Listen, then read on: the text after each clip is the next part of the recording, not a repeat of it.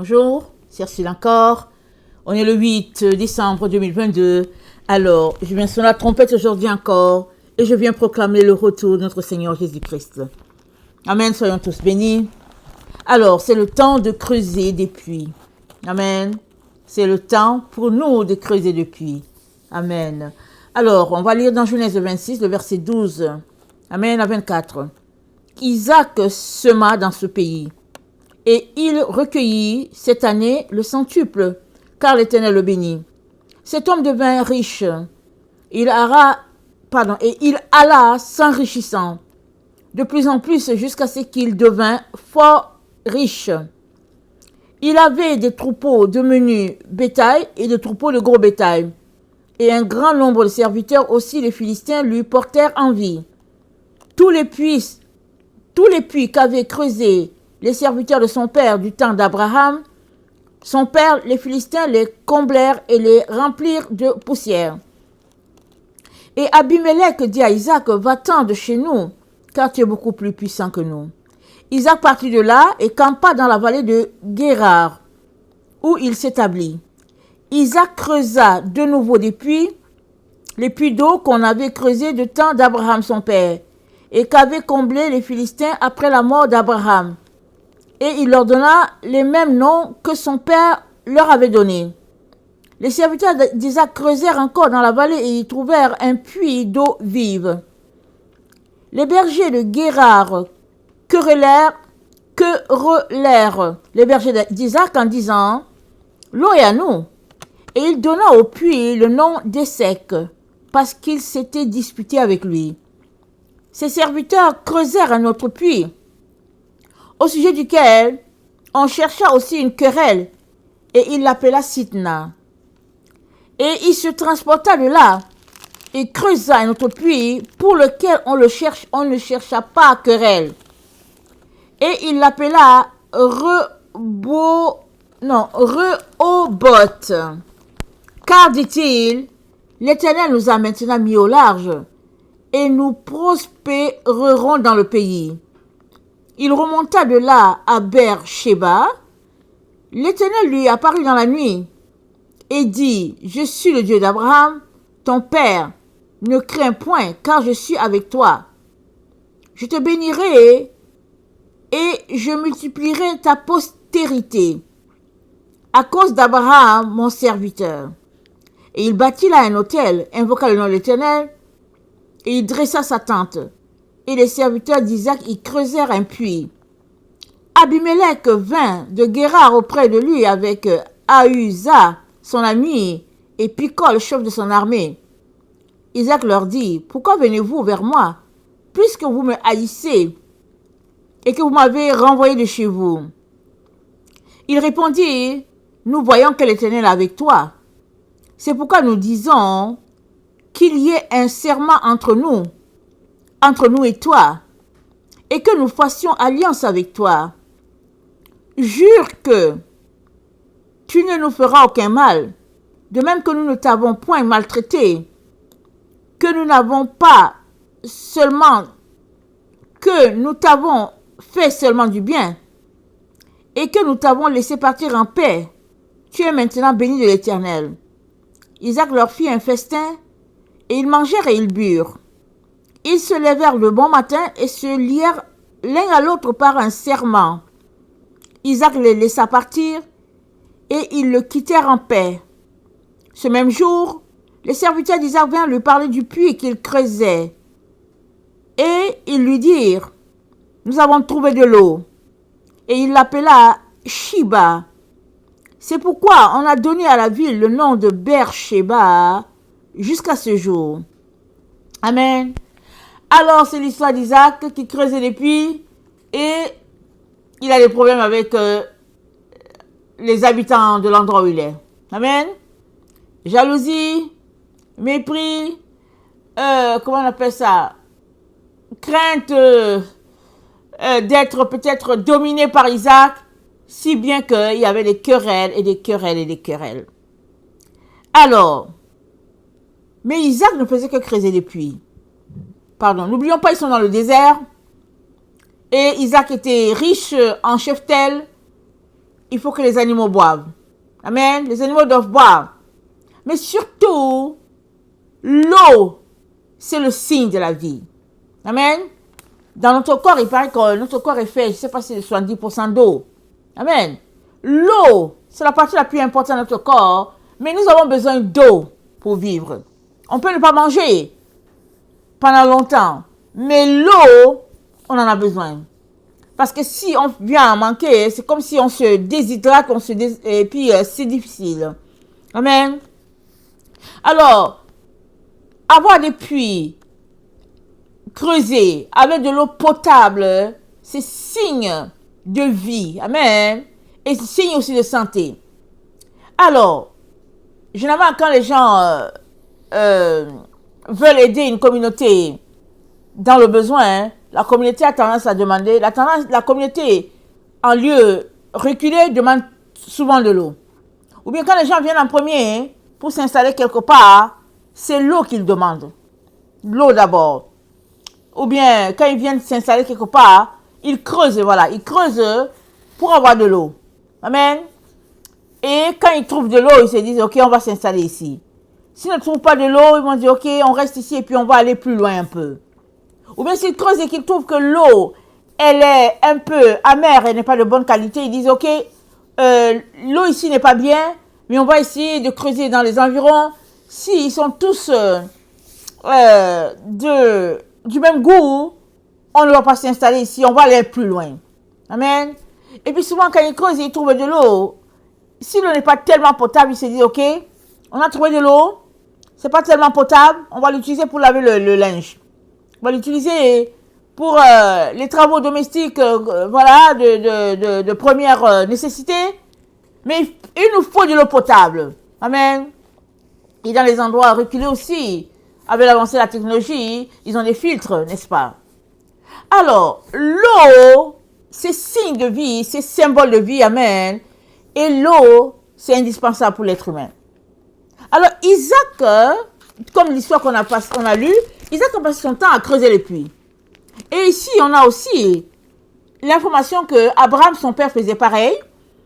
Et même que les serviteurs d'Isaac ont réouvert les puits que Abraham avait déjà bouchés. Amen. Mais les voisins, en tout cas les gens étaient mécontents et puis les gens lui ont dit de partir. Et la raison qu'ils ont évoquée, ils ont dit parce que tu es plus puissant que nous. Tout ça, c'est des problèmes de jalousie, n'est-ce pas? Mais on a continué de lire comment les mêmes gens qui lui avaient dit de partir, ils voulaient l'étouffer, ils voulaient le tuer, ils voulaient l'asphyxier, parce que quand vous ne voulez pas que quelqu'un ait de l'eau, vous voulez le tuer. Mais Isaac est allé plus loin, il a creusé, il a encore eu de l'eau potable. C'est comme si, quand il creuse, amen, l'endroit devient potable et puis il a de l'eau. Alors les gens sont venus, ils ont dit, non mais écoute, Dieu avec toi. Dieu avec toi. Parce qu'ils pensaient que c'était parce que c'était dans leur région. Alors, ils l'ont chassé. Ils se sont dit, on va voir comment il va faire. Mais là, ils apprennent que, il a encore un autre puits. Et puis, le puits, c'était symbole aussi de réussite. C'était symbole de bénédiction. Amen. Parce que les gens pouvaient faire des kilomètres venir chez toi pour puiser l'eau chez toi. Est-ce qu'il y avait de l'argent? Est-ce qu'il y avait des échanges? Est-ce qu'on donnait quelque chose? Je ne sais pas. Je ne sais pas comment ça se passait dans la culture d'antan. Mais ce que le Seigneur aimerait qu'on constate aujourd'hui, c'est le fait que Isaac creusait des puits. Il n'était pas amorphe. Il creusait des puits et quand il creusait, amen, il trouvait de l'eau. Alors, es-tu en train de creuser des puits pour le Seigneur? Parce que si tu ne creuses pas de puits, ce sera difficile pour toi de boire. Seul celui qui creuse peut boire. Parce que Dieu a pourvu pour tout humain de creuser. Amen. Parce que creuser, c'est chercher. Amen. C'est chercher. Dans Luc 11,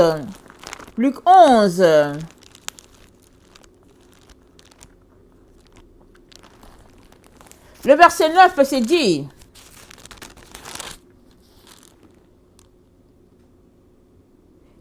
moi, je vous dis, demandez-vous et l'on vous donnera. Cherchez et vous trouverez. Frappez et l'on vous ouvrira. Car quiconque demande reçoit. Celui qui cherche trouve. Et l'on ouvre à celui qui frappe. Quel est parmi vous le père qui donnera une pierre à son fils s'il lui demande du pain? Ou s'il demande un poisson, lui donnera-t-il un serpent au lieu d'un poisson? Ou s'il demande un œuf, lui donnera-t-il un scorpion?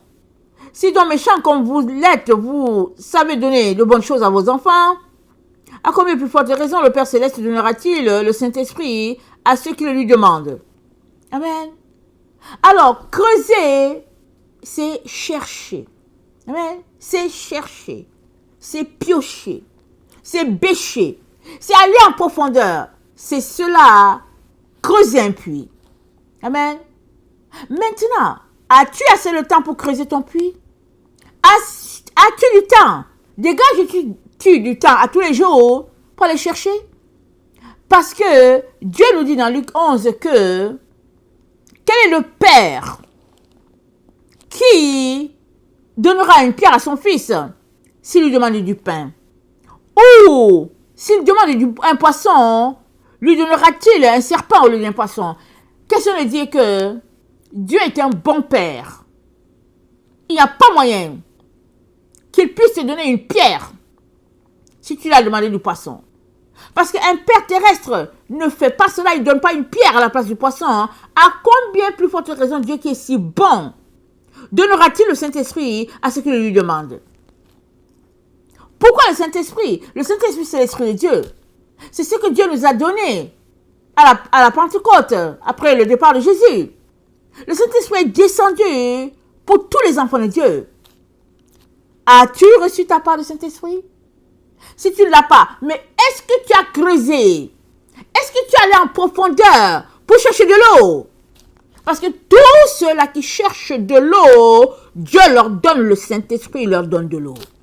Il n'y a pas moyen que tu sois en train de creuser et que Dieu ne te donne pas de l'eau. Parce que c'est lui qui a dit, il a dit quel est le Père qui donnera une pierre à son fils s'il lui demande du pain. Ou lui donnerait-il un scorpion s'il lui demandait du poisson? Ça veut dire que Dieu a pourvu pour bénir quiconque vient pour creuser, pour aller en profondeur, pour bêcher. Dieu a pourvu de donner le Saint-Esprit à une telle personne. Qu'est-ce que cela veut dire? Cela veut dire qu'il est temps que tu te remettes en question. Parce que si tu n'as pas le Saint-Esprit, ce n'est pas la faute de Dieu. Combien de fois as-tu creusé depuis? C'est dit que Isaac a creusé. Les gens sont venus chercher Palam. Il a laissé. Il est parti encore creuser. Les gens sont venus l'attaquer. Il a laissé. Il a creusé le puits de son père, Abraham. Les gens sont comme... Il a laissé. Lui, ce qui l'intéresse, c'est de creuser. Il veut avoir de l'eau et puis son eau. Amen. Mais il y a beaucoup d'enfants de Dieu. Ils veulent juste l'eau à côté. Eux-mêmes, souvent, ils ne se sentent pas dignes de creuser. Souvent, ils n'ont pas le temps. Souvent, ils ne veulent pas. Ils sont pris ailleurs. Ils sont occupés à autre chose. Alors que, si tu prends le temps pour creuser un puits, juste un pour commencer, Dieu va te bénir. Pour que tu creuses un deuxième, pour que tu creuses un troisième, pour que tu creuses autant de puits que tu es capable de creuser. Parce que Dieu ne veut que cela pour bénir tous ceux-là qui sont autour de toi. Qu'est-ce qu'il a dit à la femme samaritaine? Jean 4.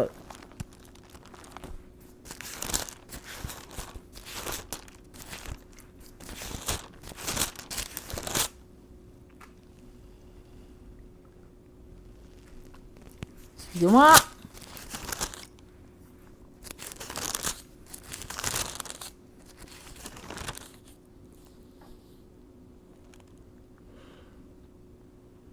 Il a dit à la femme samaritaine,